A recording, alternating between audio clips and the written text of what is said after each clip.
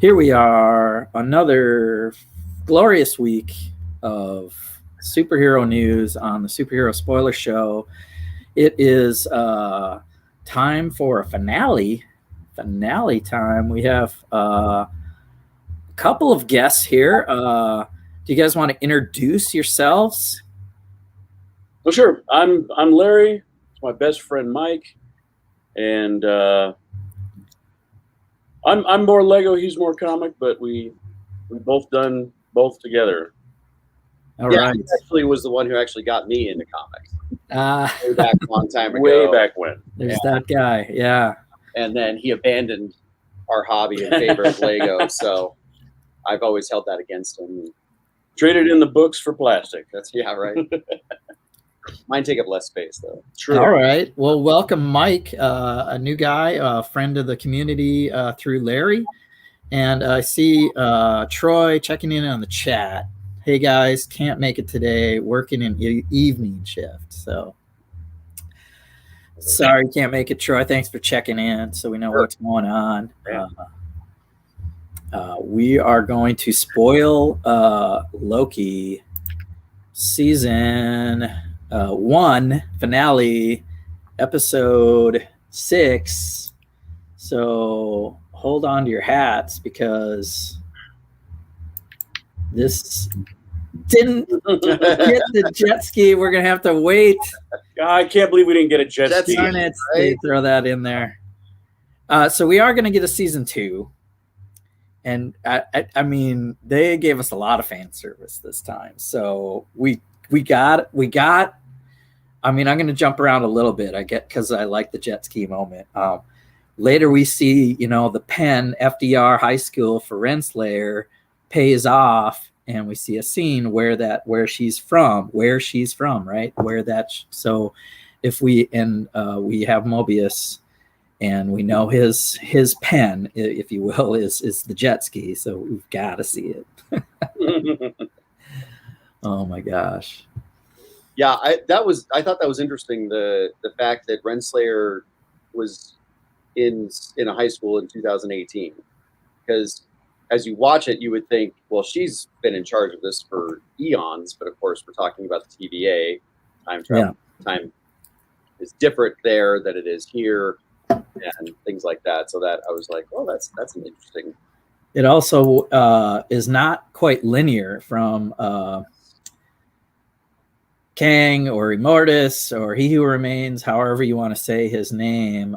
It's more of a circle path, and it's going to get shattered. I don't know about you guys, but when I saw the monitor with the TVA, I mean, they're showing it here branching, but I kind of saw this coming. I'm like, if they're going to do this show with a single timeline, what's the finale going to be? It's going to be a broken timeline, right? And what's that going to look like? It's going to look like this. So for me, I'll just speak a little candidly. I'll bring myself back a little bit here. Was a little underwhelmed because we had just a lot of exposition and talking during this, and I kind of expected this explosion, which I think freaked out a lot of people. Like, oh my god, now we have everything. And I was like, kind of saw it coming. Sure, yeah. What about you guys? You saw that coming, right? I was one that. No, I was on the side of, oh my gosh, this is crazy because, I mean, yes, we knew that What If was coming, and see, I think this is where being a comic guy hinders me in a sense, right? Because I take all these things one at a time, like, oh, they're doing a What If show. Well, of course, I've been reading What If comics my whole life, so that's not a big deal. I mean, it's I know what it is, and it's just one-off stories. Every issue is a one-off story of that now with the timing, right? It's going to be more of like, this is a branch. This right. is a crazy branch. Exactly. And also it helps people who aren't familiar with this universe to comprehend how this works, right? When you picked up the comic, the first page is the Watcher, and he says, "I see not only your timeline, but I see all of the timelines, and in your history, this is what happened. But what if this happened?" And you go off and you read the story and you find out the consequences of what would happen. They kill off whoever because they can kill anybody or do anything they want, right? So, for me, that's not a big deal. And I'm like, oh, it's the What If show. Oh, okay, that's no big deal. But of course, for people who don't read comics, they don't know anything about this. They don't understand how this works. And so, but now, after you watch this, then, oh, well, that's a perfect segue into all of these stories that we're going to have. And we understand where they came from and why they're happening. All right. Well, let's backtrack since we're talking global MCU here. I'll take a second to say hi to Ivan Arroyo in the chat. Thanks for checking in. We are good, and we are talking Marvel. And the reason I'm going to New Rockstars is they did a really good job of breaking this down. So when I watched this the second time, the Marvel logo flashes, and there's all these new voices in the credits, if you will, in the beginning. And I had one reviewer say to watch it in with the captions on. That's what I do. I have to. Yeah, I've done that on shows. Like, how did they say that? And just watch exactly whose name or how they pronounce it is a little dialect there. So, but here we go with a new. I mean, it's the same Marvel logo fanfare, but they start with the Captain America song where he's dancing with Peggy. I think they show that in this little video. They have all these different critically moments in the MCU where, or just callbacks to each character and in general. Yeah, because it bleeds off into Maya Angelou makes an appearance, and Nelson Mandela, and there's all different. Greta Thunberg. Yeah, we're gonna see it all here. We'll just watch it and let it play because it's interesting. Like, there's an Iron Man scene. Way to go, Tic Tac. That's Falcon. So Sam makes and I think they use a lot of Ant-Man. Here's Wasp or Hope saying that's how you punch. They use a lot of Ant-Man stuff, and that's where we're going to see Jonathan Majors again, and Kang for real, I believe. We get Black Panther. He's describing even the sound effects. Oh yeah, Eric Voss is crazy. I mean, he's deep. I was like, okay, I get all this. So we got Black Widow, we got Star-Lord. Love that. Awesome. I mean, they're tying Disney Plus into the MCU like solid this time around, right? Yeah. Did you know some kid won a contest to get that my friend from work line put into Thor Ragnarok? Oh, really? Yeah. It was like ad lib when they ad lib, and they're like, "Yeah, let's throw this in there." Mm-hmm. That's funny. We get a lot of Loki too. Loki scenes, mixed in language. Korg makes an appearance. Very audio. It's a little Bucky scene. I mean, yeah, this was like, man, Marvel. Yeah, I want to know why they picked those particular lines because they seem very, very random. Although, like that particular one with Black Widow, I mean, that was kind of it's a bit iconic. They keep kind of circling back to it a lot, but like the Ant-Man stuff and Star-Lord is like, I wonder if any of these are going to pop up again, maybe in What If. Yeah, I was thinking maybe they're prepping for What If with some of these key moments. Some of them seem key, some of them don't seem as important, but I think like that one right there. I mean, there was an idea, what would happen if they decided to quit at that point instead of forming the Avengers at that point after Coulson is killed and avenging his death. Yeah. I could easily see them exploring that.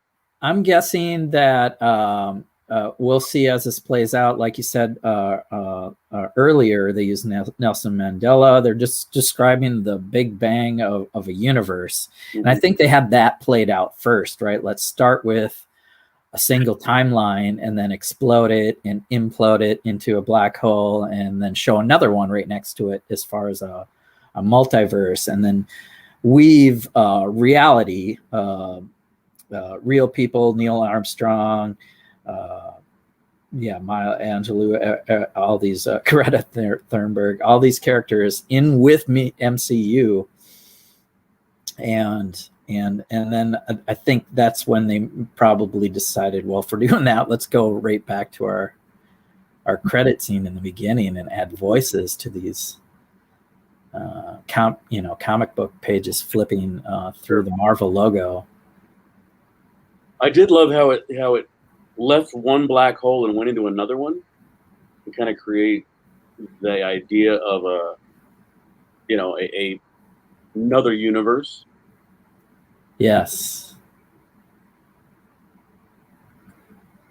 Yeah, there's the like revolving, like infinite timeline, not so just one way path. That right there, that ship right there. Yeah. You guys want to theorize about that? Well, he in this video, he did theorize that it could possibly be the Fantastic Four on their maiden voyage, which is a possibility. I mean, in the comics, they just were in a rocket. Oh yeah, I hope they do that. Like they've done Fantastic Four. I mean, there's getting their powers through cosmic rays. Right. Yes. I mean, obviously, we know that's coming, and so that's it's going to be exciting, I think, to see how they manage to work that in. But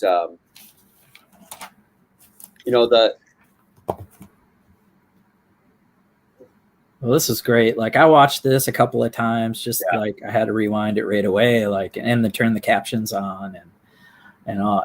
The music's great, and the direction and the cinematography was great, and I mean, and this is just like the first, second. It's a little intro, and what do you call it? Well, I mean. And I think that does speak prelude story. Yeah, I mean this event is, I mean, it's huge, and I think they were trying to highlight that fact by the fact that they've changed the intro, right? Every intro to every Disney show you've seen has been the same up to this point, and I think they're really trying to drive home the fact that, okay, folks, this changes everything. We just got done with Thanos. And Thanos is an Eternal, which we'll find out more about the Eternals in the next movie. But in the comics, of course, Eternals, just for the fact of being Eternals, have a large array of powers, from energy manipulation, molecular manipulation, flight, strength, things like that, right? So Thanos, can technically do all those things anyway. But you could put a guy like that together with the Infinity Gauntlet, and all of a sudden, oh my gosh, he's the most powerful being in the universe. We're going to forget the fact that he could have just simply wiped out every single person that was going to oppose him. We'll leave that for a discussion for another day. But, we just got done with this guy who can literally destroy the universe and rebuild it if he wanted to. So where do you go from there, right? Yeah. How on earth are we going to bring us, what is more powerful than that? How do you top that? How do you top that? So what they've done now is they haven't necessarily topped it, but they've certainly brought in a threat to everything again, right? Because now the universe is broken. And like Kang said, you think I'm bad, wait till you see my counterparts. And it's not, we were talking about, I don't know if this is a good time to bring this up or not. But we were talking about this comic, which is the first appearance of the Council of Kangs. In other words, the idea that there's more than one Kang in the universe or the multiverse, depending on what actions happen, right? So that comic now is a huge deal in the comic community, and his sales are blowing up and the prices are skyrocketed.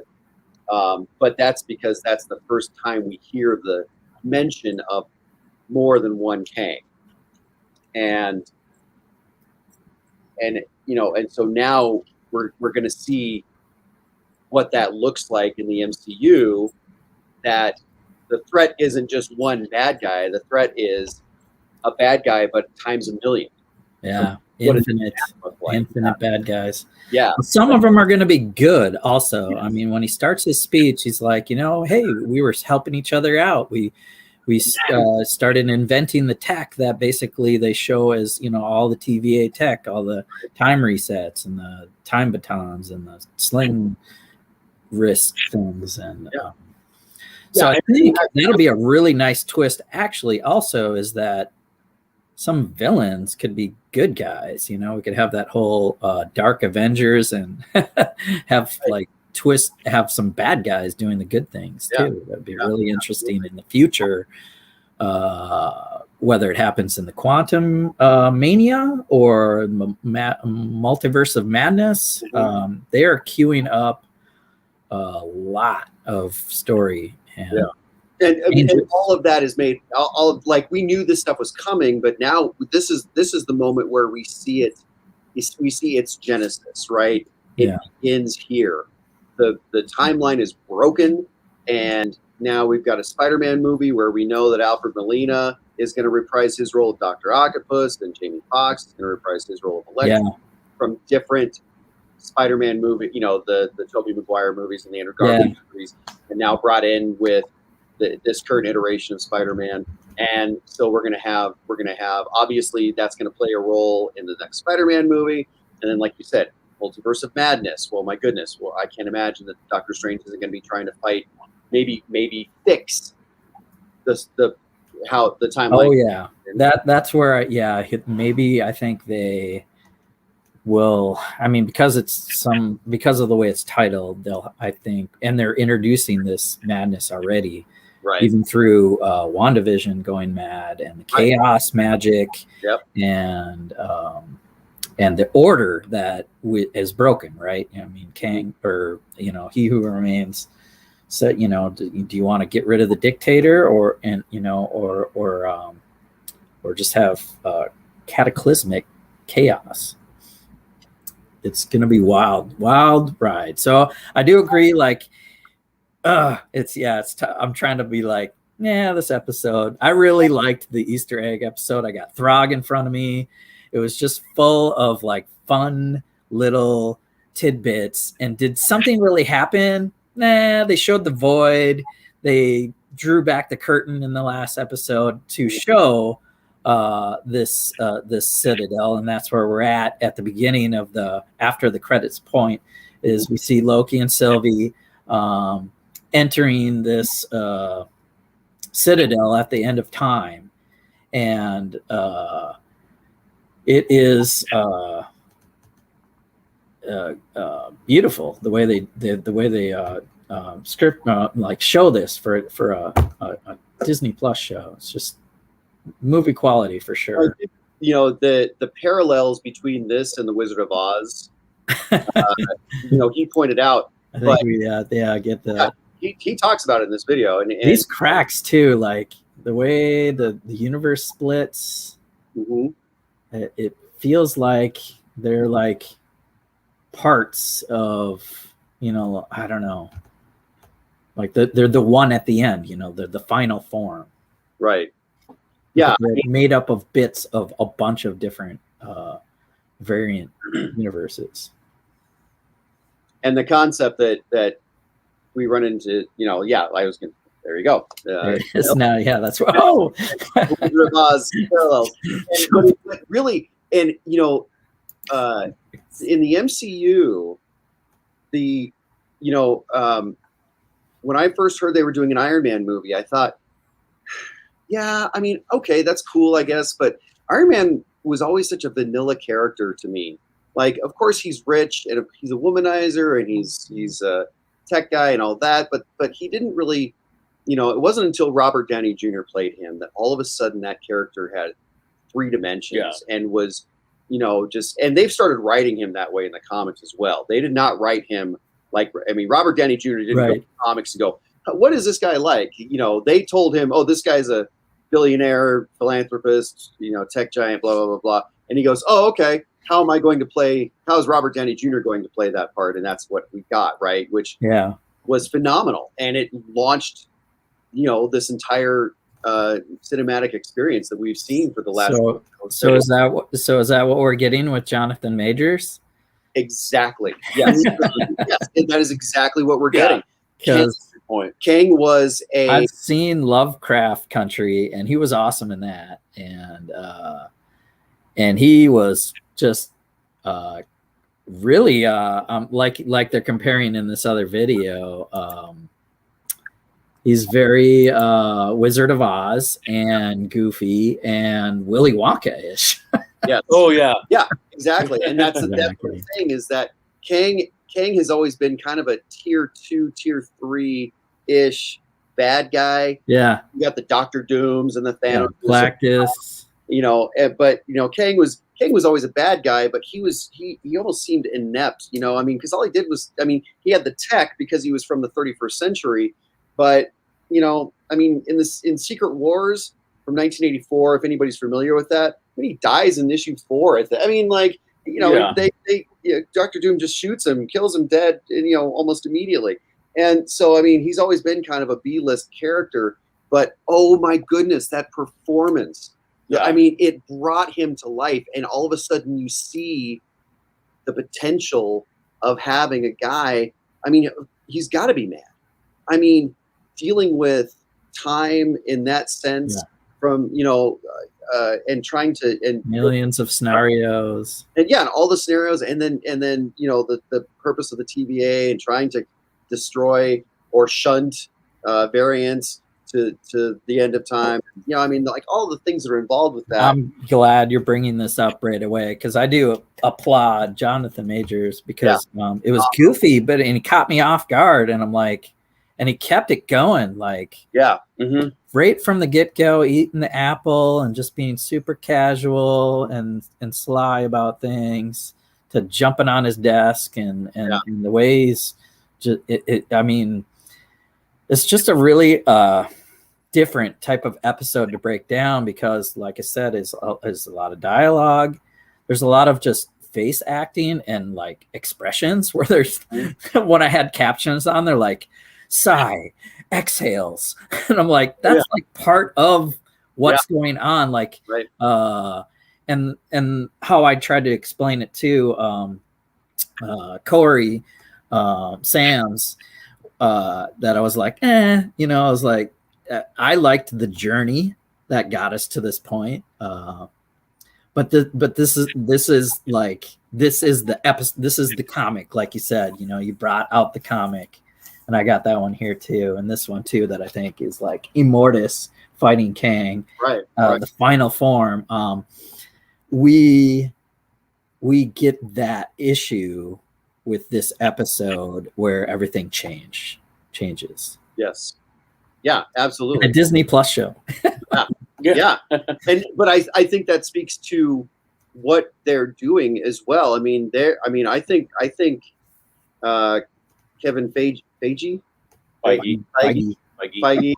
is I think he's really, you know, he's put his stamp on cinema, and I think he's putting his stamp on television. He's redoing the way we know it to be. Well, streaming services. Yeah, absolutely. But I mean, you know, they did it kind of with S.H.I.E.L.D., right? Where there was a lot of crossover between what happened in S.H.I.E.L.D., what happened in the movies, and the consequences of the movies affected what happened in the TV show. Well, it's the same thing here. I mean, this one event is the impetus for what is kind of going to come, right? Like I said, I mean, we've got all these movies, and obviously they're all going to tie into this one event. And I mean, it's going to be huge, and this is the future. Like I think, you know, with WandaVision, I think we saw glimpses of that. In Falcon and Winter Soldier, to me, felt like, okay, so this is a really cool story, you know, and I love exploring these characters, and I love the handoff of Captain America from Cap to Falcon, and how that's going to look, and what what that means. But it didn't really seem like it was going to have a ton of impact to the overall MCU. Well, now they've completely flipped that and said, well, no, this is actually going to really impact the MCU, because guess what? This event is going to kick off all of these shows, all of these movies, the What If show. I mean, I think it's very impactful, very impactful. I'm super looking forward to more Jonathan Majors. Yeah, I mean, because if you look at Kang, right? So who have we got? We've got Kang, but we've got the Scarlet Centurion. We've got Immortus. We've got all these other guys that he's been Rama Tut, and of course Nathaniel Richards, who is Reed Richards' father, plays into the Kang origin as well, which could be the way that they introduce the Fantastic Four.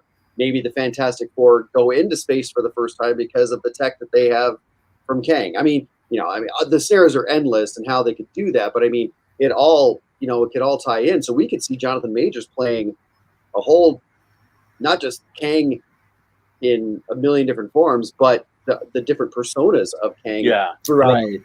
That'll be so. Yeah.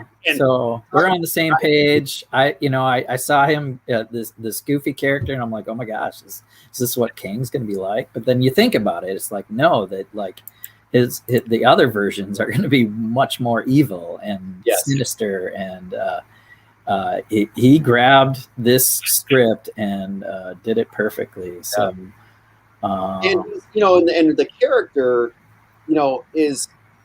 I mean, they talked about it on that video that you've been highlighting, but I thought this too. I mean, it's kind of like when Loki sat around and waited for Iron Man, Thor, and Captain America to finish fighting each other, so that he could go off with them and be captured in the Avengers, right? It's like, well, isn't that a huge clue that he wants to be captured? Is that that shouldn't, he should have run away at that point. He had his opportunity to escape and he didn't. Well, it's the same thing with Jonathan Majors. Like he didn't, she like started coming towards him and like threw the desk out of the way, and he's just like, it's, my heart's right here. Put it right there. And she obliged him. And he's like, see you soon. See, and he said, see you soon. And Larry and I talked about this earlier too. I felt so bad for Loki because he was the only one smart enough to actually comprehend everything that was going on, right? And he stops her and he's like, hey, maybe we should just stop and think about all of these things that are going on right now, okay? And I mean, he might as well have been talking to Thor, because she was like, oh no, I'm just gonna kill him. Like Thor, right? Thor just solves problems with his fists. That's kind of who he is, And that was her directive, and we'll talk about that a little bit more, because I mean they have some really good dialogue there, and it's like character driven, and so we couldn't have gotten probably we got a great Loki, right? We got Tom Hiddleston, and Sylvie's holding her ground. I think her and the variant version of her is like this. I want to talk about it later. Let's wait, because I don't want to pass over some of these other moments as they're walking through the Citadel. So, a lot of reviewers are, there's the 3 statues, but why is the 4th one broken down? There was a 4th timekeeper, apparently. Yeah. So it also could have been a version of Kang, or other variants were close to taking over and being offered the same option to take over. Infinite possibilities. But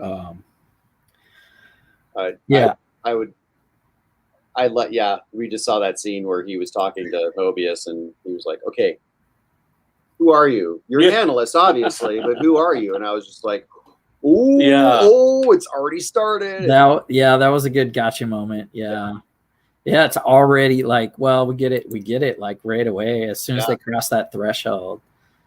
So here he is. Here he is, Jonathan Majors. When they opened that elevator, it's funny that it was an elevator too. Like here's this like stone citadel. Ding, and then like Miss Minutes appearing and stuff before that. It was like, what? There she is, like kind of offering them an out before they get further, but not really. Yeah. Yeah, they're showing how similar he's dressed to Immortus. Yep. And you know, he's much older than he looks. He says that, which leads him to be a mix of He Who Remains, this really old guy in the comic, right? But it's also a version of Kang, a final form of Kang. So we're seeing some comparisons there to his look. And the apple. I want to skip past here. Although I do like the chalkboard. I was like, I didn't see a good shot of this until now. I'm like, okay, I don't think there's an Easter egg there other than he's just a smart scientist dude. Right. There's other callbacks to the apple and Adam and Eve and the tree of knowledge. He's like all knowing. Very cool setting in an office. It's like both scenes are like Renslayer's office and Kang's office. And just brings, like I said before, just brings that character to life. All of a sudden you identify with him, right? The pathos and the emotion. Yeah.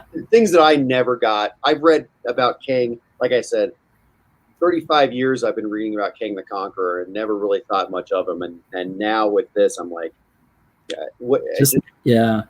all his mannerisms. And like I said, like just, you know, he laughs and winks and like, you don't catch little stuff like that in a comic. So right. He's really bringing a lot of character to this new big bad. I mean, that's phase 4 right there. I think phase 5 will bring probably another one. So I think it's just going to be a year or two of a Kang big bad storyline that interconnects everything.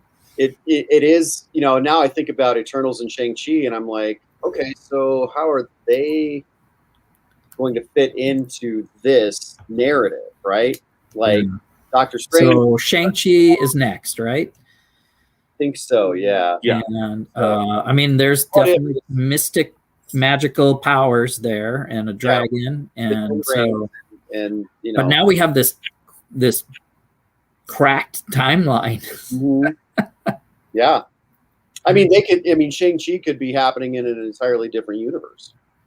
Yeah, you know, the Eternals. The answer, you know, the question has been raised. Wait, if this race of Eternals, this race of super powerful humans that have been around forever, like why were they sitting on the sidelines when Thanos was threatening everything? Like, what are you guys doing? Well, it'll be interesting to see, like they showed in that trailer, the ring fight, or well, the Thunderdome fight, if you will. You know, Wong fighting Abomination. And like if that's the one they showed us, hopefully there's another one or two that we see where it's just like. Just two random dudes. Howard the Duck fighting, you know, awesome. Psylocke or something. It's all right. We got the X-Men. Cool, okay. It's gonna be wild. I don't think they'll go that far out, but I was glad that they brought Wong into that teaser trailer because I want to see the Infinity Saga tied into a lesser known, you know, character like Shang-Chi and tied in. Before we go crazy. Right. Which we'll see, I'm pretty sure, in Ant-Man. Oh, well, Spider-Man will be off the wall. It'll just be bananas with all the Spider-Verse stuff. And they've already kind of set that up with the animated show as far as the general public. So I think they're, as far as going bananas, well, that and What If, like you were saying earlier, is a weird storyline already. Yeah. And then Multiverse of Madness is going to be really challenging, but they set that up also in WandaVision when she was like reading the Darkhold. Right. I think the moment she hears her kids' voices, that's when they crossed the threshold and the branches started like she heard that from another multiverse. Right. Could you imagine some Sony executive sitting in on a brainstorming meeting at Marvel Studios, and they say, yeah, we're going to explore the alternate universes and bring in all these different things, and he goes back to Sony and says, hey, I got a great idea for an animated Spider-Man movie. What if we introduced Spider-Man from all different realities and just talked about then we could talk about Miles Morales and have him be Spider-Man, and and then they come out with that movie and everybody at Marvel Studios is like, hey, wait, hey, wait, hey, what are you doing? He jumped the gun. I don't think that's the way it happened. I really don't. But that would be funny if it did. Oh my gosh. We're covering a lot of top ground here. Boy, whoops, I jumped ahead to that one. Sorry, I jumped ahead to that one. Isn't that the point? Covering ground? Isn't that the idea? Well, and well, we were talking about boy, why is that going so fast? There's no the action scene that we see between Loki. Yeah, and they must have photoshopped him out that it was Sylvie and Loki fighting each other. I don't know if we'll see some of that here. That was great. That scene right there. It's like, but he gives them two options: you either kill me and destroy all this, or you run these things. Yeah. Why don't you run it for a while? And of course, our Loki is kind of throne happy, and it makes sense to him. Why shake things up? There could be a lot worse. Yeah, but interesting, right? That he's made that offer and he still wants to stop and examine it, right? Mm-hmm. Like he should, the Loki that I am familiar with, if you want to call it classic Loki from the comics or from the last episode, would have immediately jumped at the chance to be a ruler of anything, especially something as huge as that, and even stops and says, maybe we should look at this. Yeah. He was the sucker that didn't fall for Atlas's ploy when he said, could you hold this for me for a second? I just got to run and do things. Right. Hey, Bricks, what's up, dude? What's going on, friends? What's going on? Sorry I'm late. I just got back off the road, so. Well, thanks for joining us. Yeah, good to have you. We're in deep with comic lore. We have a special guest with Larry today. Okay. Mike is a comic book fanatic, and we're getting some good insight here. I can prove it. I have a shirt right here. Nice. Yes, it's an Avengers. I bought it at Target, which what? I'm not trying to brag, but we're right up to where they break the threshold, and he who remains does not know what's going to happen next. That was cool. That was okay. How are you feeling about this episode, Mel? I'm a lot of disappointed, friend. I'm gonna tell you, I'm a lot of disappointed, right? Yeah. See, look, Mike, I'm a very controversial type of guy, right? I am, hands down, I think they cast that guy pretty well, right? But my thing is, give me the bad guy, make him purple, and make him, I want to see the bad variant of him. You know what I mean? Forget this friendly guy that's just a weasel. This guy's a weasel, right? That guy's a weasel. He's a weasel. And so it's I don't want to see the weasel part of you. I want to see Kang the Conqueror. I want to see that guy, right? Well, I think you will. I think you will. I think it's coming. I think that's the point, is that we talked about this a little bit, but I mean, we get this glimpse at him right now, and his whimsical nature, but he screams at one point and he calls him out, and he kind of goes through this gamut of emotion. But I mean, I think we're going to see potentially a million different things, and he's going to have the opportunity to show you exactly what you're hoping for, and everybody else, like this whole spectrum of who Kang is and can be. So I think we may be seeing that. I think we may be. I think he did a phenomenal job in that time that we saw him on screen. And I'm really excited to see what he's got in store for us. I think it's a teaser. So, you will not be disappointed when you see another version of Kang. We'll have infinite amounts of Kang to show off in a different MCU movie where he is ruthless and purple-faced, or maybe he's a platypus. Who knows? Yeah.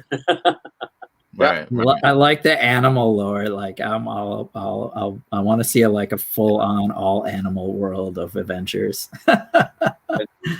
So here's the only fight scene we kind of get. It's Loki versus Sylvie, and so what was the let's talk about this. What was the breakdown between them two? Because remember, they were like a tandem at first, and all of a sudden everything that they worked up to has started to come unraveled at this moment. Like, what happened with the communication between these two? Well, I think I was really watching that closely the second time I watched it. 'Cause I'm like, is this just a gratuitous combat scene, or what's really behind it? So, one thing I did notice is that Loki was only fighting, and I think it's because I think Kang kind of got to her. When he asked her, will you ever be able to trust anyone? And she is just so, I don't know. He touched on it a little bit. Like she's so broken. That's her thing. Loki's thing is he wants to be the king of everything. He wants to be the throne of the universe. Her thing is that she's just so broken. She needs to try and figure out how to fix herself, but. And whatever it takes, if she has to kill Loki, to get what she needs, then fine. Well, she's Asgardian, which means her lifespan could be thousands of years long. She was kidnapped as a little girl. So she's been doing this for thousands of years potentially. So she's she stopped at the door and said, I've been waiting so long for this moment. I just got to collect myself. Because she's stealing her stuff. This is it. This is my opportunity to finally kill this guy and put an end to what I've had to go through. And her, I think she was just bound and determined to do it no matter what happened. And Loki's sitting there going, well, let's think about this. And she's like, no, I've had thousands of years to think about this. I'm good. And Kang plays into their emotions and sets them, because who is Loki? He's a trickster. He's a liar. Yeah. He's able to manipulate them pretty easily into fighting each other. And again, like I said before, it seemed like his end game was to get her to kill him. That's what it seems like he wanted. He didn't defend himself, and she shot him, and he said, "I'll see you soon." So well, it's all about, I think, and that's the beautiful moment about other than the kiss, but they're fighting. And the fact that the stereotype of our two Lokis are that, like Tom Hiddleston says here, to her, you can't trust. So she can't trust anyone. And then he's the trickster, and he says, I can't be trusted. So that was the beautiful, I think, statement of how they're trying to be friends. They're trying to be more than friends, whatever, but she can't trust anyone and he can't be trusted. He's a liar. Yep. So they fight. True Lokis. And they kiss. He tricked him. And she kicks him out the door. Yeah. I was kind of weirded out by that. It was a little weird. I forgot about it until I watched it the second time. Like, oh yeah, they did kiss. And I'm kind of like, it's like, but you're kissing yourself, but it's not yourself, but it's yourself, and you're not. I don't know. I don't know. Very weird. Obviously, it plays into it. I think it also speaks to the fact that these are probably two of the most alone people in the universe, because if you're Loki, who are you going to go out with, right? I mean, the only person who's going to understand you is another Loki. So you might as well, I mean, you take advantage of it when you can, right? I mean, they could have like you said, like Kane said, like, hey, look, you can run the joint with like both of them, just run the joint together. You know what I mean? Like, you run it together. Yeah, and change it. If you want. I don't know what she would want. She only wants to revenge right now. Yeah, I think being pruned, like you said, and you almost said it. She was pruned before Loki even existed, Right. so she is old and experienced. And I would go back to my Atlas analogy, where Loki may have basically been thinking to himself, "Where have I heard this before? I'm holding back the entire timeline being shattered and having that's not good, right? And I'm holding that back. But here's your opportunity to take over for me and be the one who makes sure that everything doesn't completely fall apart. And it's like Atlas. Atlas is holding up the world, and he says, "Oh, Hercules, can you just hold this for me for a second?" And so I think he, in a sense, was like, maybe this isn't such a good idea. Ruling Asgard, that's cool. I know what that looks like. I know what the parameters are, right? Yeah. Right. Ruling this, I don't know if that's really that cool or not. It's kind of like, well, I was going to make another analogy that I don't. Yeah, he would have took it. Like, if our Loki would have had his way, they would have sat there and they would have twisted it. He would have been more present, maybe messing around with this sacred timeline, but like he does when he plays Odin in that one scene. Right. Yeah. He just is a trickster, but yeah, we're towards the end here where Sylvie stabs. We get a Disney shot of stabbing and no blood, barely a sound, and he's not. I mean, he knows it's coming, so he does. He just gives a little wink and a "see you soon," because he knew it way back. If you kill one of, and it's like Hydra, kill one and two heads emerge. Right. So I guess it actually was "see you soon" when this guy died and the robots were losing their voices. Real deep cut there. Yeah. But the timeline, the sacred timeline, is splintered to a fact that you can't even see that line anymore. It is a web of different multiverses, interconnecting multiverses, timelines crossing other timelines, and that's where it's going to get really weird in What If and Spider-Man and Doctor Strange, and we already had a little clue of it in WandaVision here. So which Kang comes to the forefront? Well, I think Kang the Conqueror. I think that I mean, that's always kind of been the main persona of the villain, right? I've seen way more Kang stories than I ever did Scarlet Centurion or Immortus or Ramatut or any of these other personas. So I would imagine that Kang is going to be primarily who we're going to be running into from here on forth. But I mean, like I said, though, I mean, it wouldn't surprise me to see all of those. I mean, Iron Lad is another Kang. I mean, the Young Avengers. Where we bring that in? Hawkeye, maybe when we see Hawkeye. I mean, Hawkeye. I mean, Kate Bishop is a Young Avenger. I mean, that's there's a lot of speculation in the comic world that that these characters are going to be coming in sooner rather than later. Right. Young Avengers #1 has blown up. So it's a huge book now, and it's all based on the speculation that this is what's going to happen, and it makes sense. I mean, Jeremy Renner is not getting younger.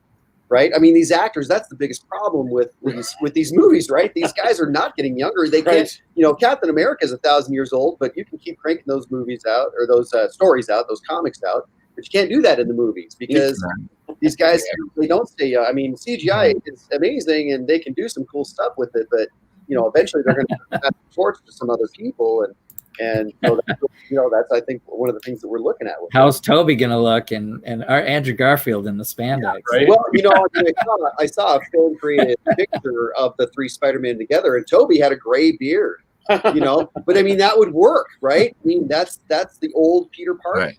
And Garfield is the older but not quite old, Peter Parker, and right. I mean I think that would be awesome. I've heard Tobey Maguire has said that he is not going to do those movies. I think I read or heard that, but I'm like, yeah, well, I'll believe it when I see it. So. Yeah, some will get more scenes. Some will be maybe just a flash and a maybe not even a talking part. It's weird. Yeah. There's so much going on there. But good question, Mel. I like that.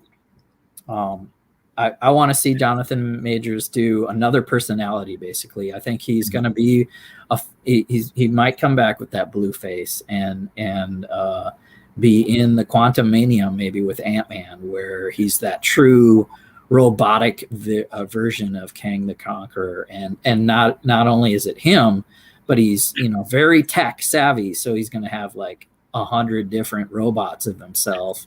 They're not really variants. They're actually like Ultron, robotic versions of himself. And they could tease us with that too. Like we think, they find one and kill one off, and it's like another another one of the big 3: aliens, androids, or wizards. Right. I'm just curious if you guys have any ideas about speculation for what we're going to see from season 2 of Loki. Well, let's take a look. We see Loki go through the TVA. He's a little dumbfounded, but things look the same. Looks a little There's different. A little bit of different. I guess this actor's name was listed as a hunter. So in this universe, he was one of the guys that he was in the hunter uniform instead of an analyst or a desk jockey. But we get Mobius and B-15 again, and they don't know who he is.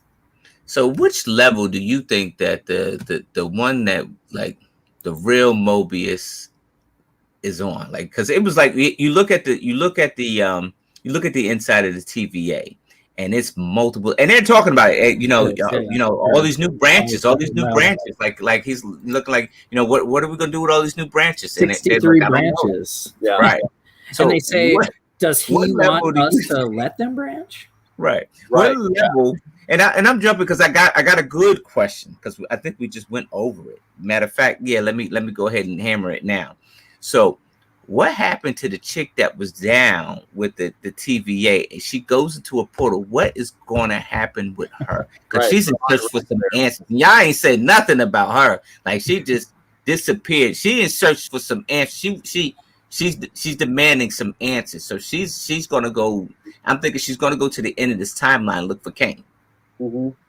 Well, and in the comics, Kang, that's his love. That's his major love interest, is Ravonna Renslayer. And so, obviously we see parallels between the comics and the movies and TV shows, but they're not the same.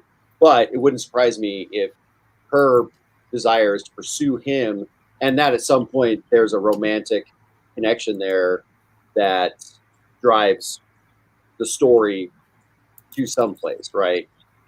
Whether that means playing into his downfall or his ascendancy. I mean, who knows? But that's my guess, is that she's going to pursue him. Like, she has some idea of who's been running the show this whole time, but she's like, yeah, I'm going to go pursue this, and I'm going to find this guy. And that may be why. Maybe she's already turned on. There's some language there too. They're really tricky with the language, about free will. They say free will quite a few times before she goes through that door. He says, I'm going to go find free will. she said, yeah, before that though, she says something like, what is, free will? Free will belongs to the man in charge. Right. She says free will is, so if you do like equals math, free will equals man in charge.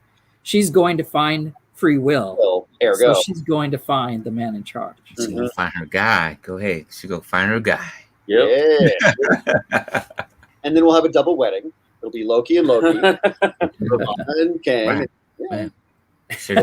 Not bad. Not bad. Not bad. Wedding cover. Yeah. So I mean, I think that was just like real puzzling. Like, I think like, are they gonna, the first episode is always slow, right? So I feel like we're gonna see episode 1 all over again, where he's trying to convince this new Morbius, right? Because he's on this level, all over again, right? I kind of feel like that's coming.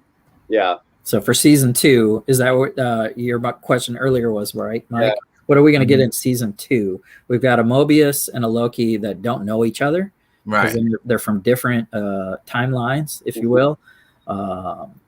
And where's Ravonna? Is she in that timeline? Is she a different person? Because the statue's different. Kang's in charge. Right. There's no time serpents anymore.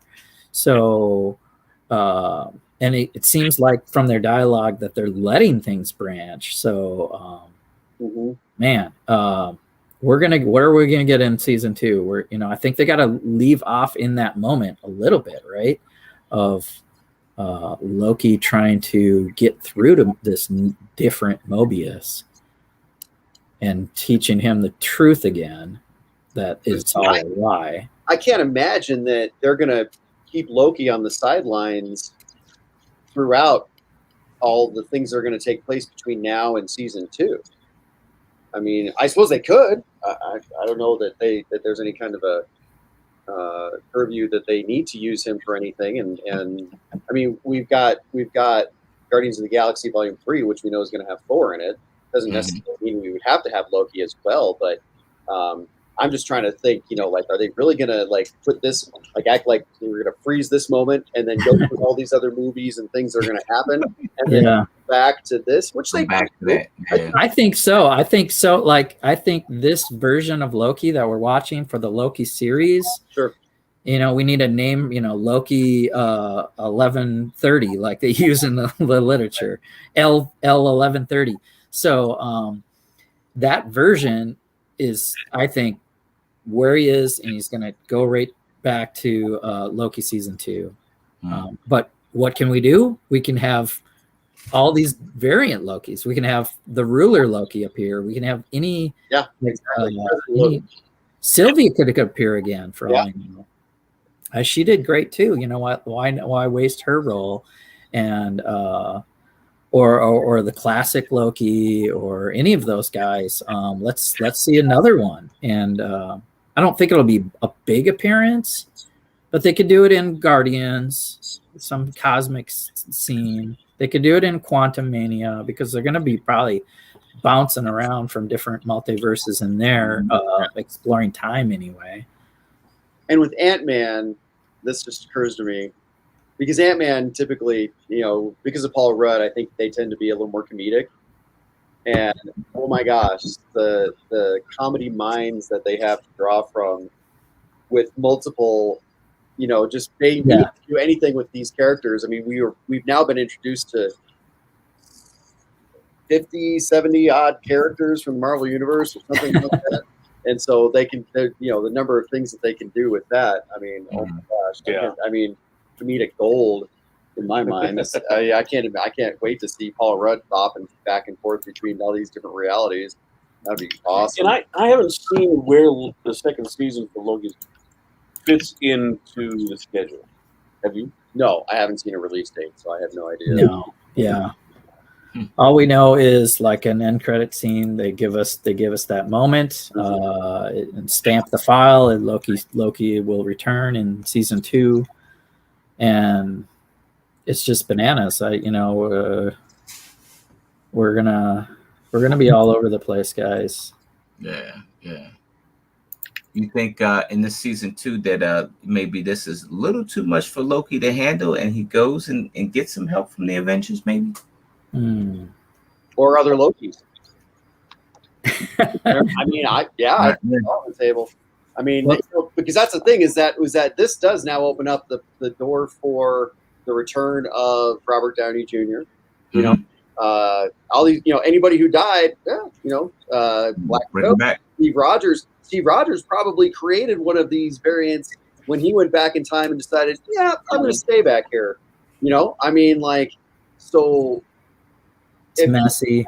Yeah, I mean, if he was just living his life with Agent Carter all those years, well, then he wasn't around to fight the Red Skull. He wasn't around to discover the Winter Soldier, and he wasn't around to fight Thanos. So, what's that look like? And what do you mean if he didn't do that? Or he did at the end of Endgame? He's an old man. Yeah, is that he went back to the 50s and he stayed with her.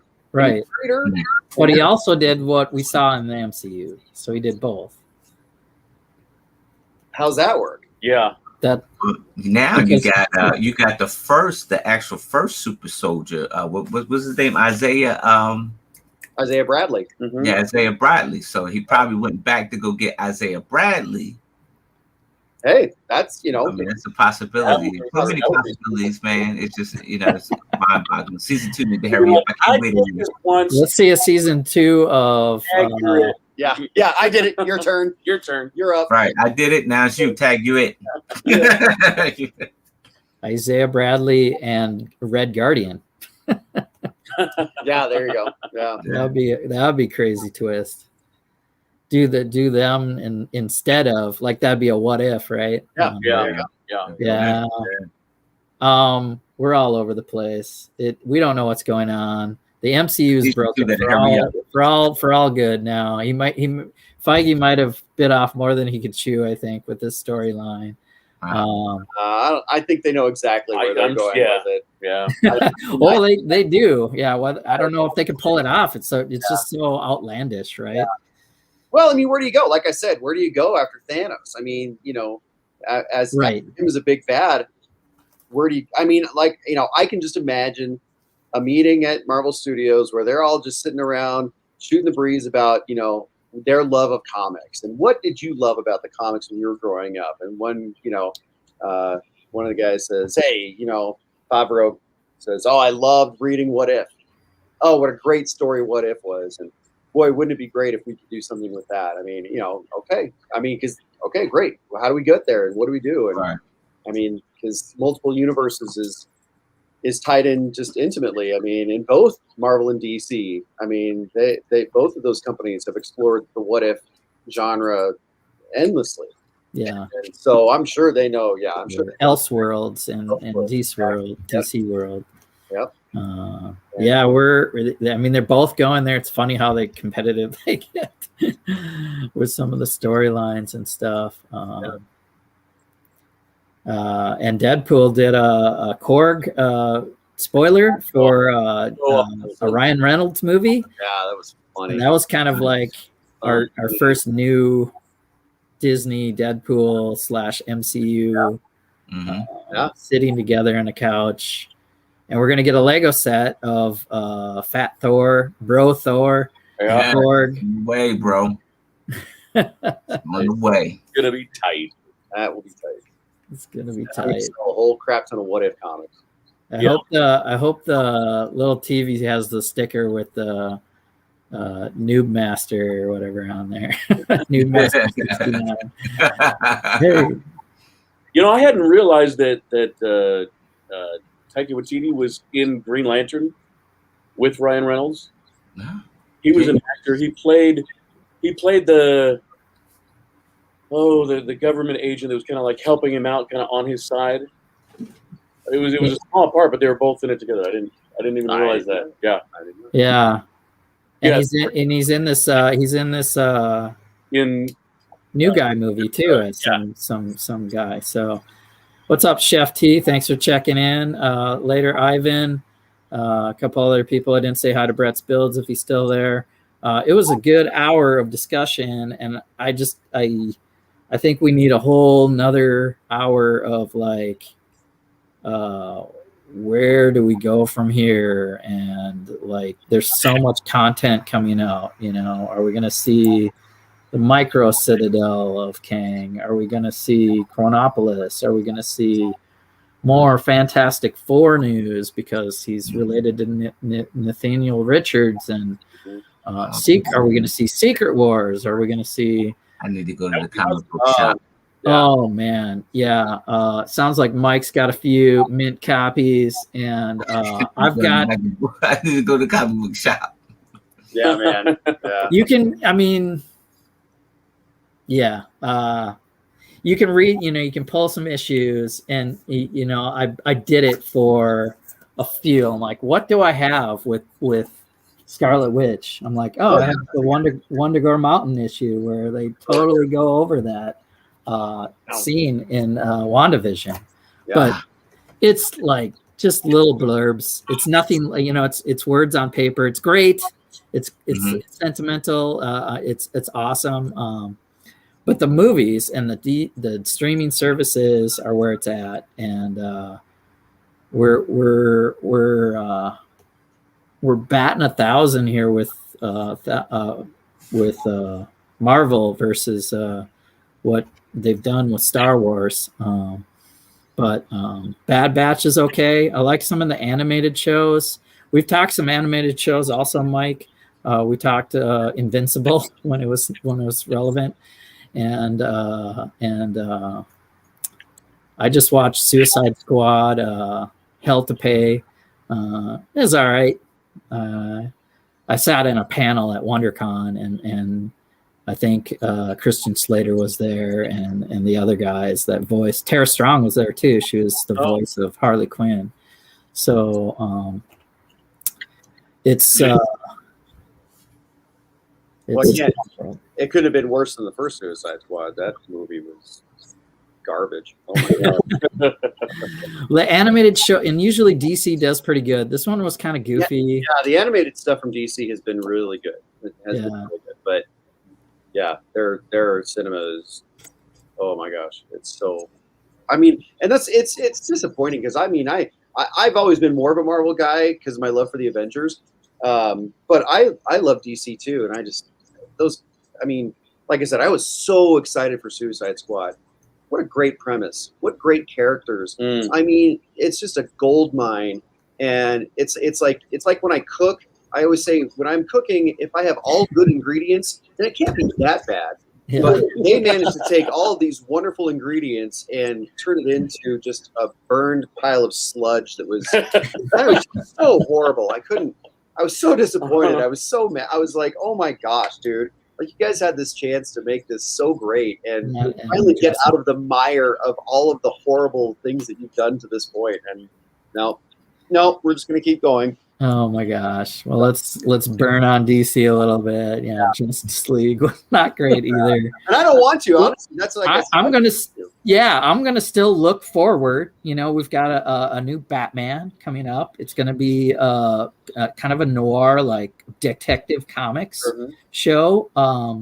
So if I keep going with the spoiler show, we cover movies too, and I finally got out to a movie theater the other weekend and went to Black Widow and had some popcorn and just enjoyed it all the way through the credits and the end credit scene. And again, I don't want to spoil it now, but yeah, you got to sit through the credits, and they're really weaving these things together in the MCU like perfection. And that one should have dropped before Winter Soldier, which is kind of interesting. Right, Larry? Yeah. All right. Well, let's shut her down. Thanks for being here, guys. Great discussion. I don't know what else to say. I'm just like, it's torn asunder. This time, the sacred timeline. I want to go back to the sacred timeline and make them all. I don't know. I appreciate you guys letting me hang out tonight. Thanks, Mike. I could do this all day, and like I said, I love watching. I've watched you guys before, but I told Larry, this I'm like, this is huge. This is, and again, I understand that this, I understand what you were saying, what you were both saying about how, the shortcomings that you saw. Like I get that, but I mean, just the scope of what happened, game changer. The effect that it's going to have from here on out is it's just huge. It's huge. It's going to be great.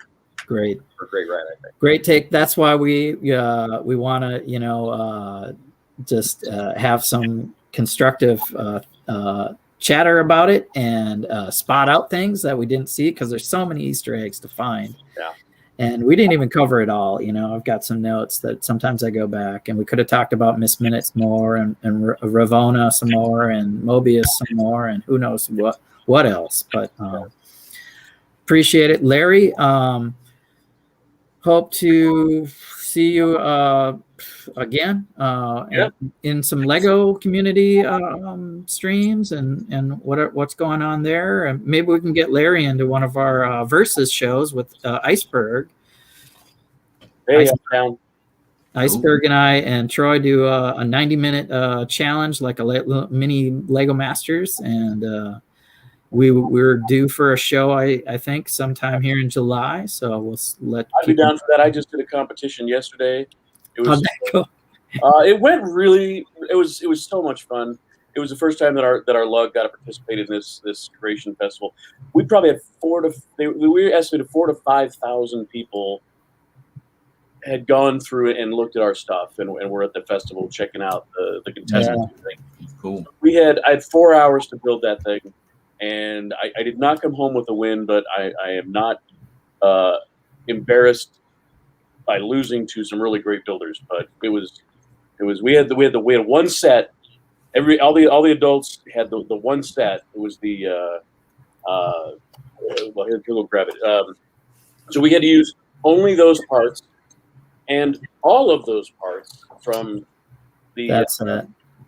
That's cool. Yeah. Yeah, I like those alt build challenge. Yeah. And you had a theme. That's crazy. And we had the theme was monument or landmark. And it was hard. Yeah. It was difficult to come up with something, a landmark that included roller coaster tracks and rocket fuselages and Anyway, it was a blast. Moto was there. He was a resident celebrity. Yeah. Sound dancing around with his cat. If you've seen if you saw Ken Marlowe Brix's Johnny 5, he did an alt build of the Lieber Hocken, whatever, the big Technic shovel, that huge one. There's a Johnny 5 motorized full robotic alt build of that. So he built that, and he had that moving around, and kids were loving it. It was awesome. All right. Stop it. Put it down. What? Put it down. I can have it. Well, if you're still watching, go out and find some lug or community Comic-Con. I know our twin lug is getting ready. They're invited to present some Lego every year at the local Comic-Con, and there's Lego events going on. What's next for you, Mel? You have anything to plug? I am headed to Brick Fair, Virginia in about a week. So jealous. All right. That is one of the big three, Brick Fair, Virginia, of all the brick fairs. You want to go to Virginia, and Brick Fest has booked me for like everything they got on the East Coast. So like I'm going. Yeah. There's one here in Maryland. There's one in Philly, of course. I'll be going to that one. Philly is the big one for Fest. I'm going to that one. There's one in Massachusetts. I'm going to that one too. So nice. All right. Well, cool. That sounds good. I'm going to hit the end of the button and kill this branch of the timeline. Until next time, guys, Excelsior.